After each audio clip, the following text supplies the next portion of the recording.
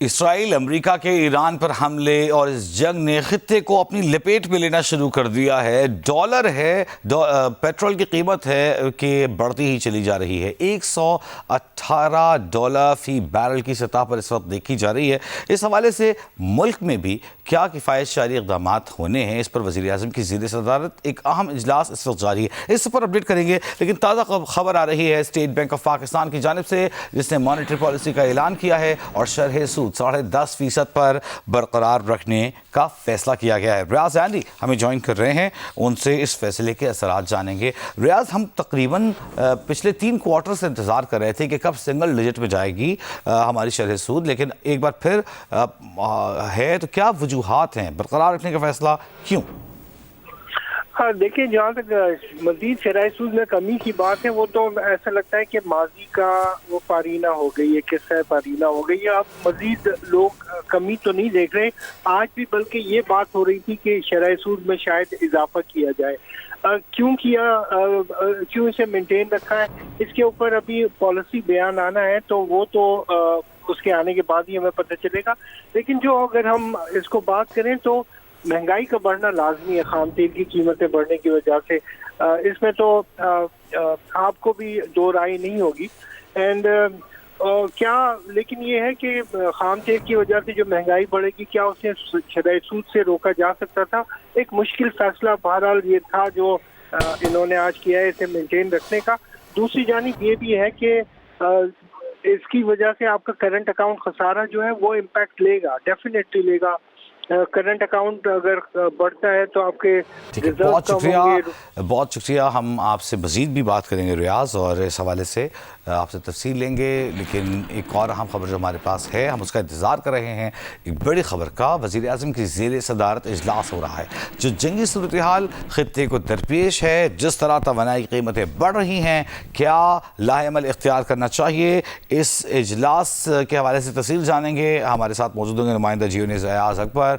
एक बार फिर war room से आपको अपडेट करें कि वज़ीर आज़म की ज़ेर सदारत इस वक्त इजलास जारी है। किफ़ायतशारी किस तरह अपनी जाए, क्या इक़दाम किए जाएँ, अयाज अकबर से जानते हैं। अयाज, किन चीज़ों पर गौर किया जा रहा है, क्या ठोस इक़दाम किए जा सकते हैं? तो जी देखिए, इस वक्त ये इजलास के अंदर जो वज़ीर ख़ज़ाना मोहम्मद औरंगज़ेब ने वफाक की जानिब से जो सजेशंस, जो तजावीज़ की किफ़ायतशारी के हवाले से वो उन्होंने पेश की हैं। अब ज़राए बताते हैं कि जो सूबाए वज़ीर आला हैं तमाम सूबों के बशमूल गिलगित बल्तिस्तान और आज़ाद कश्मीर के वज़ीर आज़म, वो भी इस इजलास में वो भी अपनी अपनी तजावीज़ दे रही हैं कि इस वक्त जो हालात है इससे कैसे निपटा जाए। किफ़ायतशारी पॉलिसी पर अपनी सूबे भी, क्योंकि ज़रूरी है कि अगर खाली वफाक की सतह पर हो तो उस पर अमल दरामद सूबे उस तरीके से नहीं करते। तो वज़ीर आज़म ने कहना है कि तमाम स्टेक होल्डर्स को ऑन बोर्ड लेने के बाद ऐसी पॉलिसी मुरतब की जाए कि तमाम सूबे बशमूल वफाक और आज़ाद कश्मीर और गिलगित बल्तिस्तान तमाम लोग इस पर अमल करें ताकि मौजूदा हालात से निपटा जा सके। और किफ़ायतशारी के हवाले से जो मुख्तलिफ तजावीज़ सामने आ रही हैं कि जिसमें वर्क फ्राम होम के हफ्ते में 2 से 3 दिन किए जाने का इम्कान है, और साथ साथ जो स्कूल और कॉलेज यूनिवर्सिटी जो हैं वो भी क्लासेस को ऑनलाइन करेंगे। बहुत शुक्रिया अयाज अकबर। जूँ ही नताइज सामने आते हैं, फैसले सामने आते हैं, आपकी तरफ दोबारा आएंगे और आपसे अपडेट लेंगे। अयाज अकबर यूसुफजई वज़ीर आज़म की ज़ेर सदारत वज़ीर आज़म हाउस में आला सतह के इजलास से अपडेट कर रहे थे। और यही नहीं, खैबर पख्तूनख्वा में भी एक अहम इजलास हुआ जिसमें तय किया गया कि तवानाई किस तरह बचानी है। फ्यूल कंजर्वेशन पॉलिसी बनाई जा रही है, इसके अलावा बचत इक़दाम में क्या क्या है। शीबा हैदर पेशावर से हमें ज्वाइन कर रही हैं। शीबा, बताइएगा वज़ीर आला ने क्या फैसला किया?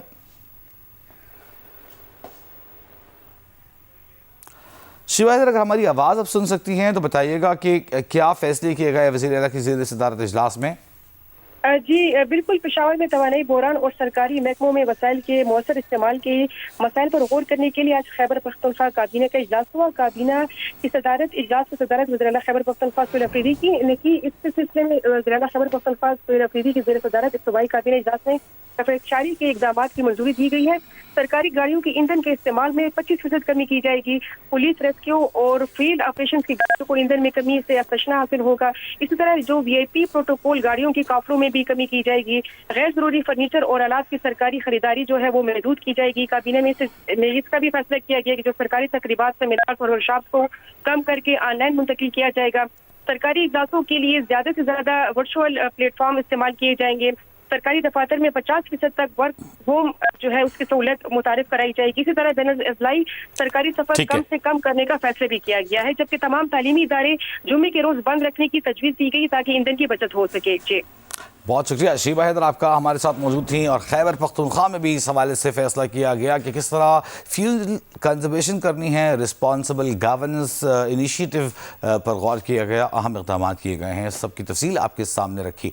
वॉर रूम में एक बार फिर आपको खुशामदीद कहते हैं। हमने आपसे कहा था कि स्टॉक मार्केट में आज शदीद तरीन गिरावट देखी गई। सिर्फ पाकिस्तान स्टॉक एक्सचेंज पर नज़र डालें तो 11,000 पॉइंट्स स्टॉक गिर गया है। कारोबार का इख्तिताम पर 1,46,480 पॉइंट्स पर मार्केट बंद हुई। यही नहीं, Japan, Korea, Philippine, New Zealand, Indonesia की स्टॉक मार्केटों में भी गिरावट देखी गई। भारत की, ऑस्ट्रेलिया की, न्यूजीलैंड की, ताइवान, कोरिया की, फिलिपाइन की, बांग्लादेश की स्टॉक मार्केटें हैं जहां आज इस सूरत हाल ने हिट किया है। आगे बढ़ते हैं।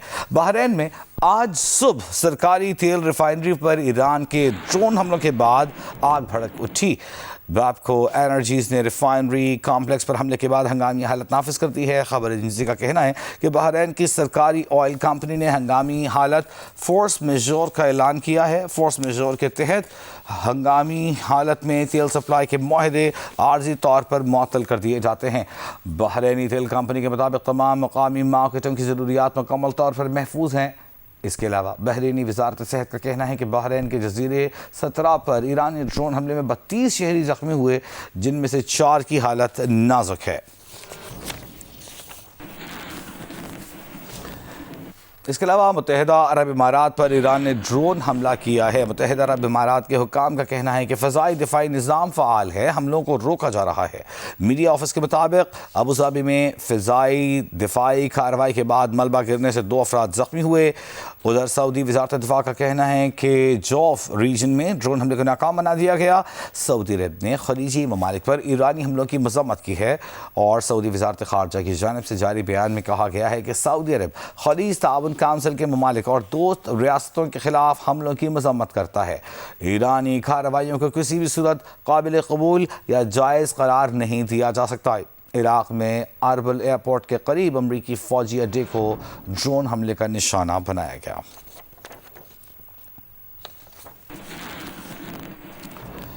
और यहाँ आपको बताएं कि तर्जुमान ईरानी वज़ारत ख़ारजा इस्माइल बक़ाई कहते हैं कि हमले जारी रहने तक जंग बंदी पर बात करने का कोई फ़ायदा नहीं। ईरानी मुसल्लह अफ़वाज ने तुर्की, आज़रबाईजान या कब्रस को निशाना नहीं बनाया। ईरान अपना मौक़िफ़ बड़ा वाज़ेह अंदाज में पेश कर रहा है और अब बताया जा रहा है कि माज़ी में इल्ज़ाम लगा कि आज़रबाईजान पर ड्रोन हमला हुआ है। इस पर वजाहत की है इस्माइल बक़ाई ने कि तुर्की, आज़रबाईजान या सिप्रस, कब्रस में अगर आपको याद हो तो यूके का एक मिलिट्री बेस था जिसे निशाना बनाया गया था। अब ये कहना है ईरान का कि कब्रस में, आज़रबाईजान में और तुर्की में किसी टारगेट को ईरान ने निशाना नहीं बनाया।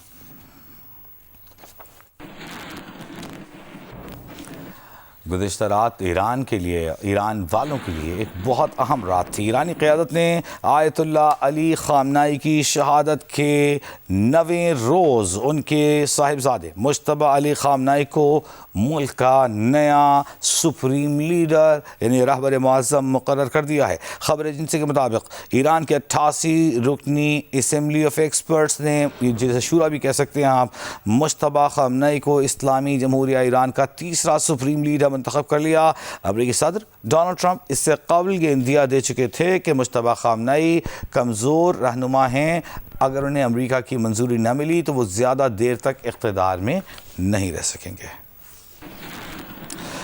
इसके अलावा रूसी सदर पुतिन ने ईरान के नए सुप्रीम लीडर मुज्तबा अली ख़ामनाई की तकर्री पर मुबारकबाद दी है। रूसी सदर का कहना है कि वो पुरएतमाद हैं कि मुज्तबा ख़ामनाई अपने वालिद के काम को इज़्ज़त के साथ आगे बढ़ाएंगे, ईरानी कौम को सख्त आजमाइशों के सामने मुत्तहिद करेंगे।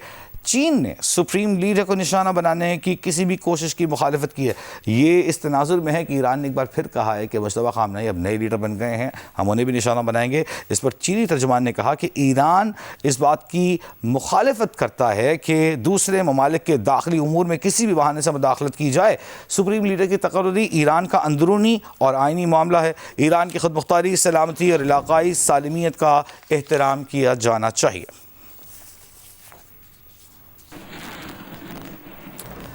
रूसी सरकारी जौहरी इदारे का कहना है कि ईरान के बुशहर न्यूक्लियर पावर प्लांट के अतराफ सूरत हाल कशीदा है। बुशहर न्यूक्लियर पावर प्लांट या उसके ज़ेर तामीर हिस्सों पर कोई हमला रिपोर्ट नहीं हुआ।